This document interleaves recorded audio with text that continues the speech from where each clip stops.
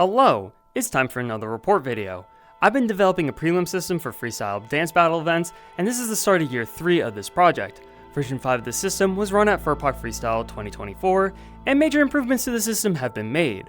Some background info: I've been working on making a prelim system that is able to generate a ranked bracket using prelim results, is less subjective compared to showcase formats, is based on a dancer's battle skills, is less time consuming than a Swiss tournament, and is friendlier to dancers that are new to battling.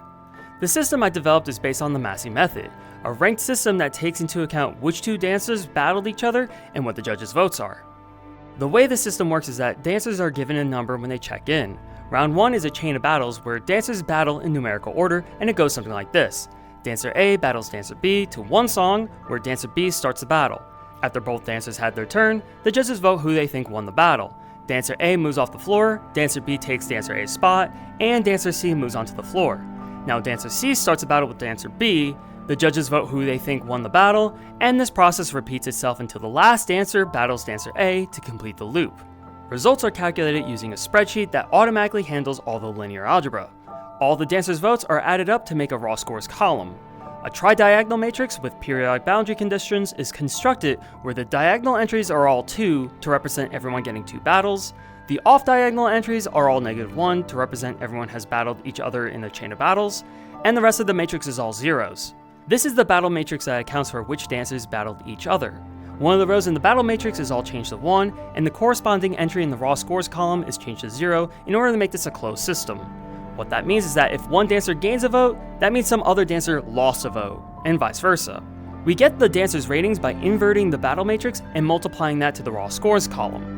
The big idea about the system is that it accounts for who you battled against. The votes that you get affect your ratings, as well as your opponent's votes, and your opponent's votes. Let me show an example. In a chain of battles that involves 6 dancers, the scores that I receive in my own battle are weighted by 5/12, the scores that my 2 opponents receive in their other battles are weighted by 3/12, and the scores my opponents receive are weighted by 1/12. You can see that my own battles affect my rating the most, but so do all the other battles. In case you're curious, the score weights follow this equation, where big N is the number of dancers competing, little n is the degree of separation of battles, and little s is the respective scores of each battle. Basically, battles with bigger degree of separation from your own don't affect your rating as much. By the way, I've defined the math where positive score means there's votes to the left, and negative score is votes to the right. Now there is a limit on how accurate this method can be when there's more dancers competing, but I was able to show using Monte Carlo methods how accuracy can be improved, increasing the scale judges are using for voting, increasing the number of judges, increasing the number of battles each dancer gets, and have the dancers battle in order of skill level.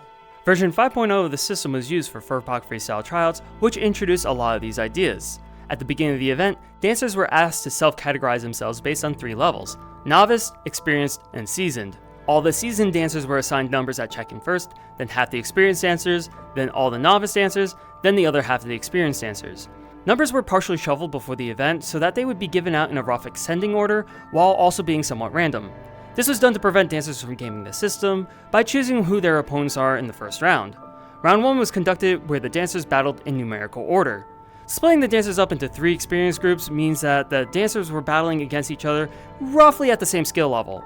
I call this fuzzy chess ordering because perfect chess ordering isn't possible in the current system. Judges use the 3-fold system for voting instead of the 5-point voting system that was used in the past. The 3-fold system is a simplified version of the judging system that was used in the Olympics this year. Voting is based on 3 qualities: physical, artistic, and interpretive. Judges were able to use the 3-fold system using Android devices, and there are 5 judges. Dancer scores were based on Olympic averages, where the highest and lowest judges' votes were truncated and the rest were averaged. The 3-fold system expands the voting scale, and using Olympic averages removes any sort of outlier bias. Round 1 results are used to determine 24 dancers that would move on to round 2 for prelims. Round 2 consisted of dancers having a 3rd battle instead of a chain of battles. Battle order is in descending rating order based on round 1 results. The 3rd battle increases the accuracy of the results. Results for round 1 and round 2 are used to determine the dancers' ratings. Top 16 dancers plus 4 standby dancers are accepted into the finals. A dancer's rating determines their seeding. Bracket order is based on the sum of dancers' ratings in each section of the bracket. This prevents the judges from knowing dancer seeding and avoids confirmation bias. So with all these new ideas at play, how did Furpoc Freestyle go? 31 dancers competed at tryouts. Check-in took about 15 minutes. Round 1 took 53 minutes over the course of 31 battles, which means it took 1.71 minutes per battle. Though I would like to note that I did give judges time to cast their votes since it's a new judging system, and I believe this is the reason why our rates weren't as high as they could have been. There was one dropout mid-battle, and the judges decided to treat that as a complete forfeit as a solution. There was an intermission to get round 1 results, and it took 22 minutes. Most of the time I was trying to troubleshoot a problem where values were not calculating when entered in. The second and third judges columns weren't calculating the scores, so the 6th and 7th judges columns were used instead. Yes, I was fully prepared to have 7 judges present at tryouts if the opportunity presented itself. Sometimes it's okay to be a little ambitious. Round 2 took 23 minutes over the course of 12 battles, which means it took 1.92 minutes per battle. Again, this is mostly giving judges time to think about their votes with the threefold system. Overall, the event ended on time without any issue. After the battles were over, I asked dancers what they thought about the fuzzy chess ordering for round 1, and a lot of dancers said that they liked it. One dancer even said that they liked how seasoned dancers went first, so that newer dancers could watch and learn from them. Another dancer commented about how the third battle in round 2 allowed them to give it their all, instead of trying to manage energy and stamina like with the chain of battles. Anyway, here's the top 16 results for prelims for both rounds 1 and 2, and I gotta say that extra third battle definitely improved the accuracy of bracket seeding. But there was one small error that I made when entering the judges' votes. When I was troubleshooting that issue during intermission, I ended up copying one of the judges' votes twice. So one of the judges' votes was doubly counted, while one of the other judges' votes was completely missing. This error only affected round 1 scores, and the judges' votes were properly accounted for in round 2.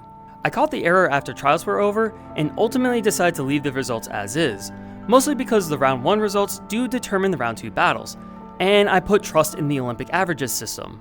Here's what the top 16 roster looks like that was actually run compared to what should have been the top 16.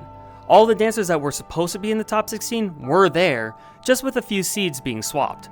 It turns out that my blunder barely made a difference, and it shows that having a second round of prelims will produce robust results, even if it's just 12 extra battles. Though, in case you're curious, if the judges' scores were correctly copied in round 1 and Olympic averaging was not being used, this is what the prelim results would look like. Yep. That's right. This is very close to the bracket that was actually run at Furpoc. There's only 2 swaps that actually happened. It's crazy how close this is to what was actually run. Also, I did take a look at what the results would have been had we used a 5-point judging system instead. I projected the judges' votes onto a 5-point scale and got these results. While there is a difference, it's kind of interesting to see how the lower half of the bracket basically remains the same for all these possible outcomes. However, I do think that using the threefold judging system produces more accurate results. So what did we learn from all this? The generated bracket worked out really great when using the 3 improvements to the system, even with the small error that occurred. Slightly shuffling the numbers prevents dancers from choosing their own opponents, and judges were not able to accurately guess who the top 4 seeds were, which means that we avoided confirmation bias. Looking ahead, I think the next step for this project is going to be a big one. Coding up a phone application that handles everything automatically, from entering all the dancers in at check-in, to recording all the judges' scores, to automatically calculating the ratings, and making results instantly available. I'm happy with the concepts behind the routine, and the improvements that have been made over the years. Now it's just a matter of making the process a lot more accessible to everyone while also making it reliable. I think it's time to start reaching out to devs to make it all possible, and I have a clear plan in mind. There are other ideas I'd love to test out, but they're all for battle events that get a lot more competitors, and that's a story for a different day. I'd like to thank everyone that has contributed to this project. There's been a lot of progress over the last few years. Hopefully we'll see a wider adoption of this system in the near future, so we'll see what happens. Anyway y'all, thank you so much for watching, and I'll see you at MFF.